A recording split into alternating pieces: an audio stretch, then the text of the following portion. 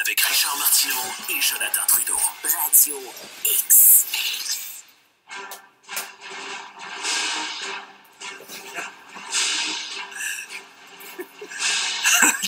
Qu'est-ce que c'est ça? C'est la marche impériale. Ça, c'est quand Darth Vader fait son entrée. Es-tu en train de dire je suis Darth Vader? Non, juste le mal. Juste dire que c'est un plaisir de co-animer chaque jour avec le mal.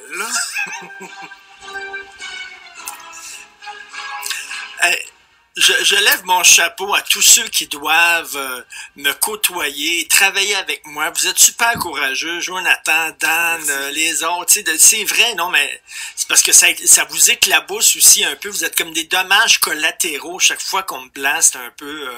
Et Benoît Dutrisac pour les francs-tireurs aussi. Écoute, là, ça n'a pas de sens. Oui. Bon, faut revenir sur le texte de Radio-Canada. On n'a pas le choix. Comment tu vas? Je m'inquiète pour toi depuis hier, là. Ben, je suis fru.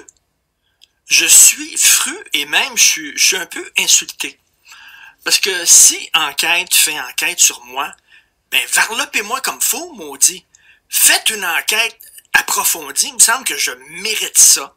Je mérite une enquête approfondie, quelque chose de fort. On donne 1 milliard de dollars par année à Radio-Canada. Je m'attends à du résultat. Je veux de l'enquête. Je veux apprendre des choses sur moi en regardant ça. Attends une minute, toi, là. Une maîtrise. Un mémoire de maîtrise, c'est tout ce qu'ils ont trouvé. Tu sais que c'est jeudi l'émission d'enquête et Luc Chartrand, ça a l'air qu'il va nous varloper le populisme, l'extrême droite de Québec, les radios poubelles. Moi, je vais y passer, certainement Dom, Mathieu Bocoté, tout ça, bon. Et puis du sang sur les mains, puis ça m'étonnerait pas qu'il aille chercher Juno Katia, tu sais, la grosse gomme, Juno Katia, tu sais, quelqu'un de solide, quelqu'un de crédible, tu sais, là. C'est sûr que Katia va être là. Ah, écoute, là, tu sais, ben non, mais tu fais un reportage d'enquête, là, tu vas chercher vraiment ceux qui sont crédibles. Et là, il m'a appelé 3 fois pour m'interviewer dans le cadre d'enquête, et moi, je n'ai même pas retourné ces appels parce que l'objectivité à Radio-Canada, ça fait très longtemps que je n'y crois plus. Et là, j'étais nerveux, je me disais, qu'est-ce qu'ils vont sortir, puis tu sais, je dormais mal, puis ça. Là, j'ouvre le journal, puis je vois ça. J'ouvre mon ordinateur, je pars à rire. Attends une minute, un mémoire de maîtrise qui date de 2 ans. Sais-tu le nombre de mémoires de maîtrise qui sont écrits, rédigés chaque année au Québec? Ouais. Il y en a aucun qui se retrouve dans les journaux comme ça ou dans les médias, mais elle, cette fille-là, je sais pas, Mélanie, pauvre fille, elle a fait son petit mémoire tranquille à l'université à l'UQAM, puis là, ça se ramasse, c'est partout. Et moi, j'en reviens pas. Écoute, je suis vraiment parti à rien de dire, c'est tout ce qu'ils ont trouvé. Are you kidding me?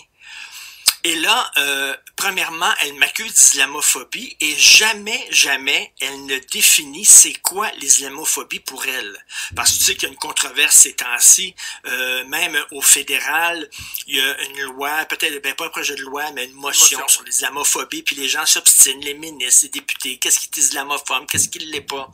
Il y a des livres qui sont écrits en France, c'est pas clair le concept d'islamophobie, les gens s'obstinent là-dessus. Moi, je me suis dit, bon, enfin, je vais savoir c'est quoi, je vais savoir pourquoi je suis islamophobe, mais jamais elle ne définit ce terme-là, donc elle m'accuse d'un crime qu'elle n'arrive même pas à définir elle-même. Parce que si je comprends bien, Richard, elle dit que t'es pas raciste. Elle dit que je suis pas raciste. Elle dit que t'es parfois islamophile, donc un ami de l'islam. Mais que t'es islamophobe aussi. Je suis islamophobe et islamophile, je comprends rien à son affaire, mais c'est tout ce qu'ils ont trouvé. Luc Chartrand, un peu d'effort, mon Dieu, avec tout l'argent qu'on donne en enquête, c'est pas vrai. En tout cas, j'ai très hâte de voir ça jeudi. Et écoute, c'est n'importe quoi. Et là, il y avait le Comité canadien contre l'islamophobie. Ils ont écrit sur Facebook, ça fait longtemps qu'on le dit, que Martineau est islamophobe, mais là, c'est scientifiquement prouvé. Hein? Ont-tu dit ça pour de vrai? C'est scientifiquement... Oui. Okay. Scientifiquement prouvé, comme l'existence de 7 nouvelles planètes, là. exoplanète. Là. Oui. C'est vraiment, c'est scientifique. Là. Ils ont pris une partie de mon ADN, ils ont passé ça au microscope, et c'est vraiment, là, c'est scientifiquement prouvé que je suis islamophobe. Ben, en même temps, écoute, je suis obligé de te dire qu'ils ont fait quand même au moins une découverte qui, moi, m'a jeté à terre. Quoi? Je Le nom? je dois te le dire, ça m'a jeté un peu à terre. J'ai appris hier, en lisant le texte sur le site internet de Radio-Canada, de Luc Chartrand, que tu écrivais souvent sur, Ça c'est sur le étonnant. radicalisme islamique et sur les religions. J'ai appris ça. Moi, honnêtement, je suis tombé en bas de ma chaise. Ma blonde a été obligée de me réanimer. Je pensais que ouais, Richard écrit souvent là-dessus. Là, j'ai vraiment de poignée de quoi. Mais là, il dit, j'écris souvent là-dessus au cours des dernières années. Attends une minute. Bonjour, M. Chartrand, bonjour les gens d'enquête. Il y a eu le Bataclan, il y a eu Nice, il y a eu Charlie Hebdo, il y a eu la Charte des valeurs, il y a eu Bouchard-Taylor. On a parlé d'identité à la course au leadership du PQ. Il y a la motion à 103, il y a la loi sur la laïcité. C'est des choses qui reviennent régulièrement dans l'actualité. Tu le sais, c'est le jour de la marmotte. Ça revient régulièrement. Chacun a son combat. Jeff, son combat, c'est l'économie. Le codage. C'est le codage, le code. Moi, mon combat, c'est ça, c'est chacun. Mais regarde, oui, j'écris là-dessus souvent, mais ça revient énormément dans l'actualité. Et je cite toujours des gens arabo-musulmans, des musulmans qui sont modérés, qui sont contre les radicaux, etc. Je trouve que ça n'a pas de sens. Là. C'est une joke. Là. C'est grave ce qui se passe à Radio-Canada. C'est grave. Là. C'est de la propagande. Là. Ils ont voulu me blaster. Ils ont dit qu'est-ce qu'on peut. N'importe quoi. Là. C'est juste ils sont pas allés voir des anciennes blondes en disant y a-tu été méchant avec toi à un moment donné. Trouver quelque chose. Et c'est tout ce qu'ils ont trouvé. Tarara! Eureka! Nous avons trouvé quelque chose. Un mémoire de maîtrise qui date d'il y a 2 ans. What a joke! C'est vraiment pathétique. Puis ça démontre encore une fois à quel point Radio-Canada, il faut que tu penses dans le même sens qu'eux. Et c'est drôle parce qu'un des reproches que des gens aiment faire à la radio de Québec, c'est que supposément qu'on serait des méchants gens de droite qui parlent juste d'affaires de droite. Puis, alors que nous, bon, tu sais, comme moi, j'ai un certain discours, t'en as un, les gens dans les autres radios aussi, mais il reste que, regarde, qui est en entrevue ce matin avec Dom? Ah tiens, Manon Massé. Manon Massé était là. On donne la place à des gens de gauche, on leur Pierre Curzi à Jeff. Oui, Pierre Curzi avec Jeff. On fait des débats, on fait de l'opinion. Oui, on aime ça faire réagir les gens. Puis souvent, c'est avec des idées qui vont s'entrechoquer qu'on va faire réagir les gens. Alors qu'à Radio-Canada, si tu penses pas du bon côté, là, ils vont te blaster, ils vont trouver une façon, puis là, ça se dit objectif. Regardez la grande objectivité de Luc Chartrand. Luc Chartrand a été correspondant à Radio-Canada pour le Moyen-Orient. C'est lui qui couvrait toute la crise, là, Israël-Palestine, OK? Là, c'est très délicat. Il faut que tu sois extrêmement objectif. Surtout tes Radio-Canada, tu fais la leçon à tout le monde. Tu te présentes comme un modèle d'objectivité. Luc Chartrand, comme recherchiste, il y avait Hélène Bérubé. Hélène Bérubé, c'est une militante anti-Israël. La fille, elle a travaillé au sein d'organismes pro-palestiniens. Elle a travaillé comme coordonnatrice des affaires externes dans un comité de défense de la Palestine qui considère ceux qui ont commis des attentats suicides en Israël, ceux qui sont fait sauter à Jérusalem, ceux qui ont tué des enfants, ceux qui ont tué des femmes, ils considèrent comme des martyrs. Elle travaillait dans ce comité-là. Elle transmettait leur communiqué de presse. La fille, en 2013, Radio-Canada a dit qu'en 2013, c'était incroyable qu'elle travaillait à Radio-Canada, qu'on ne devait pas lui donner de job, que ses réactions, ses commentaires sur Twitter dépassaient, c'était super subjectif, que bon, il s'excusait, puis bon, Hélène Bérubé, on veut rien savoir d'elle, elle ne correspond pas à nos critères. Et là, en 2015, elle est recherchiste pour Luc Chartrand. Luc Chartrand qui déteste Israël, mais déteste Israël et qui est vraiment là. Tu sais, on pourrait faire un mémoire de maîtrise l'influence des reportages de Luc Chartrand sur la montée de l'antisémitisme au Québec. Tiens, voilà, s'il y a des jeunes qui nous écoutent, voici un très bon sujet de maîtrise. Donc, le gars absolument pas objectif. Subjectif, donc c'est ça, Radio-Canada. What a joke. Mais au moins, ça m'a permis de découvrir qui sont mes amis tout le temps. Chaque fois que je me retrouve dans une controverse, je vois qui me défend et tout ça. Puis, tout le temps. Écoute, c'est le fun. tu sais, on en parle souvent, puis je t'annonce que je vais continuer à le faire, là, à te taquiner des fois sur le fait que... Puis on n'est pas toujours d'accord, hein? On n'est pas toujours d'accord là-dessus. Ben oui. On aime ça, s'écœurer un peu là-dessus. Toi, tu me dis que je suis un peu... comment tu me dis ça, là, que je suis naïf. Naïf, ouais, c'est ça. Moi, je te dis, bon, tu parles toujours de ça. On a déjà fait des blagues, même que je quittais le studio quand t'en parlais et tout ça. Non, mais en même temps, moi, il y a une chose que je reconnais, Richard, c'est qu'un des aspects, entre autres, que tu défends, que tu dénonces, c'est le non-respect de l'égalité entre les hommes et les femmes. Et les gays, et les droits des gays. Absolument. Et quand, au lendemain de... la journée de la diffusion d'un texte comme celui-là, hier, toi, tu as posté sur Facebook que lorsque tu es allé au bar à parc, tu as vu une jeune fille de 10 ans en burkini, puis tu dis, bon, essentiellement que c'est pas normal. Et j'ai vu des gens dire, voyez bien qu'il est raciste, puis, attends un instant.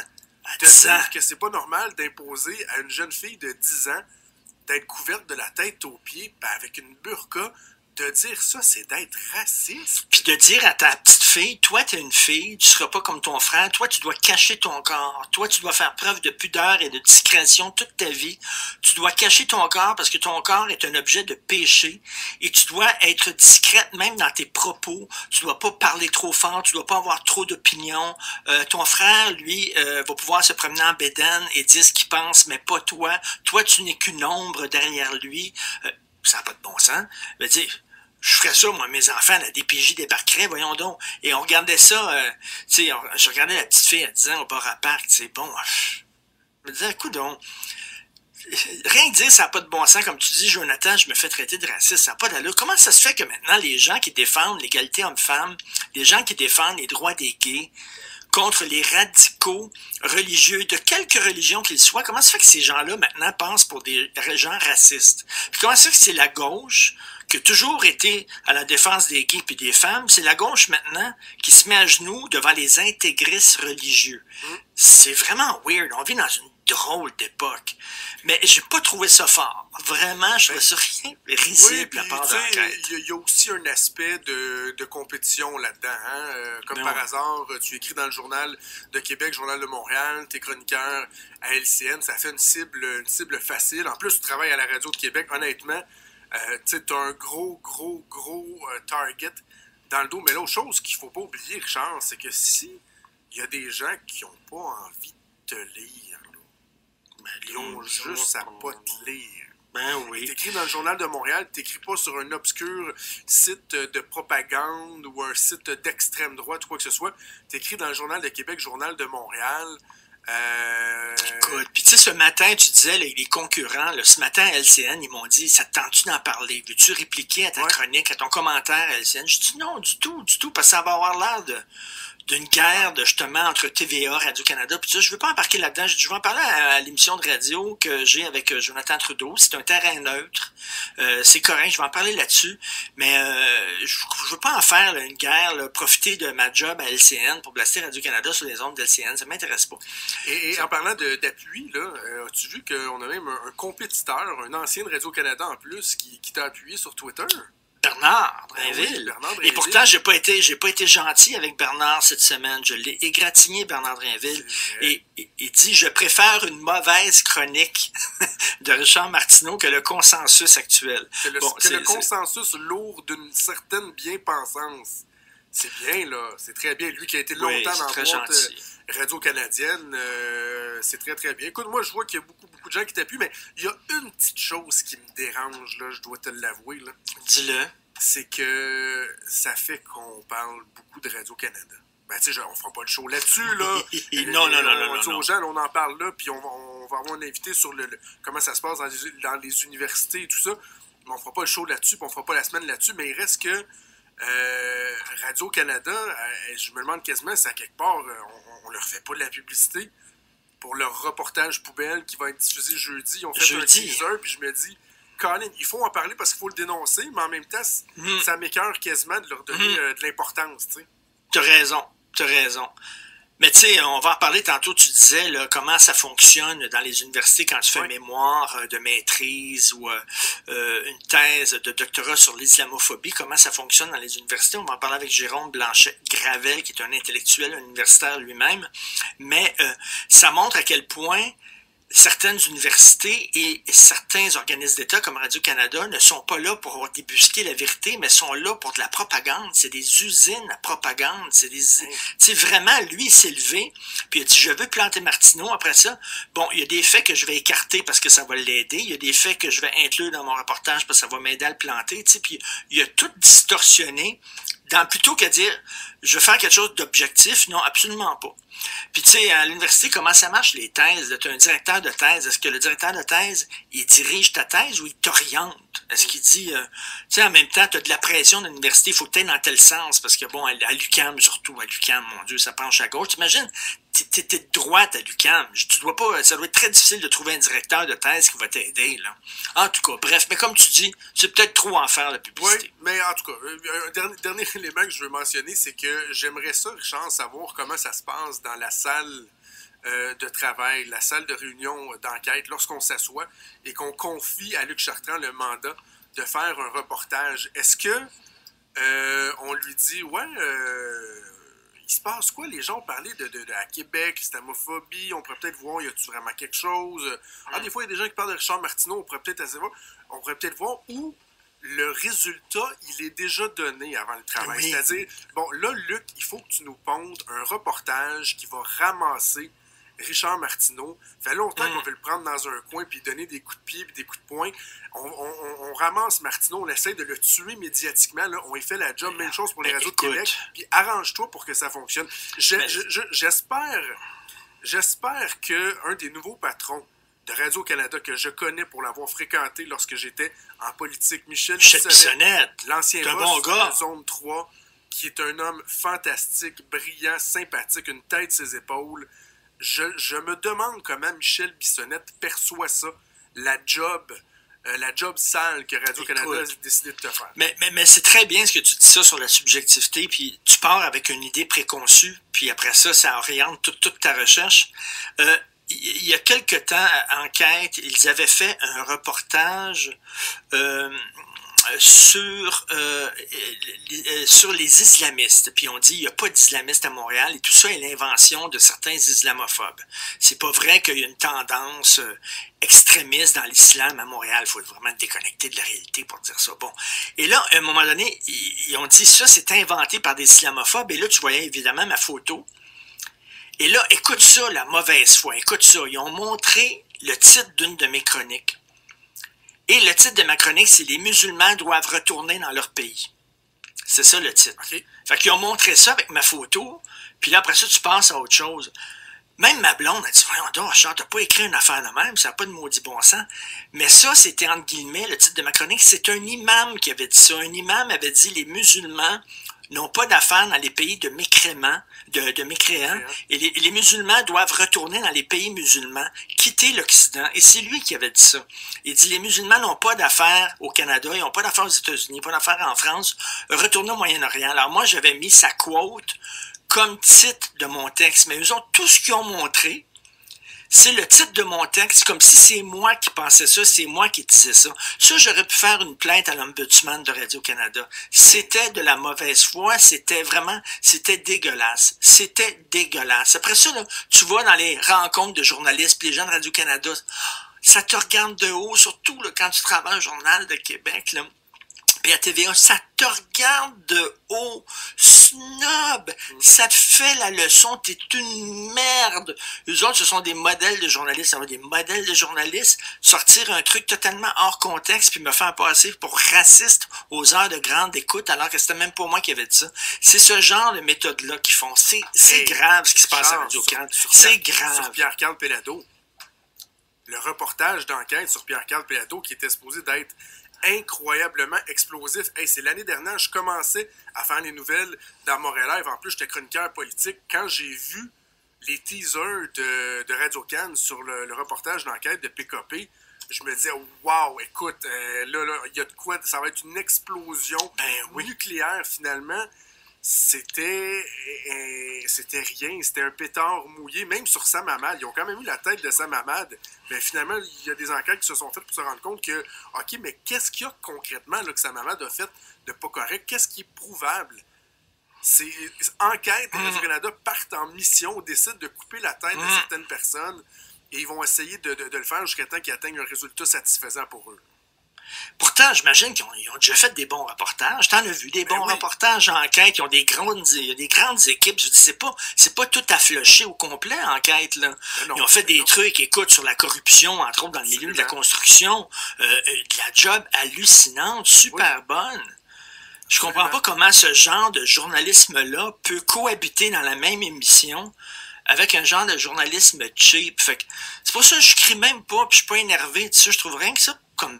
Je suis abasourdi devant cette niaiserie-là qu'ils ont sorti en se pétant les bretelles en disant « on l'a ». Mais je suis sûr, écoute, le jeudi, Enquête, ils vont sortir, tu sais, les quotes qui ressortent tout le temps de la radio poubelle, là, on les entend, là, ils vont sortir 2, 3, puis ils vont dire « regardez », puis peut-être Gino Catsu a du sang sur les mains, puis ça.